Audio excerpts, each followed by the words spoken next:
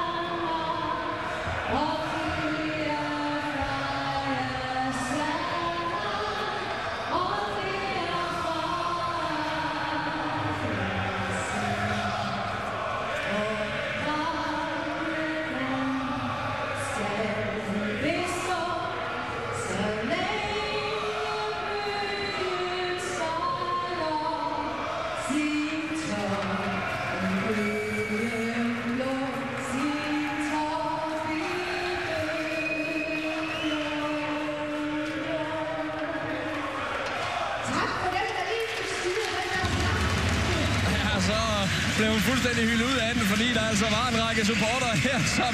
ikke rigtig var med på tempoet den her, var lidt foran, og så Tina Ziel, lovligt undskyldt her i aften i en heksekedel, hvor de altså forsøgte at hjælpe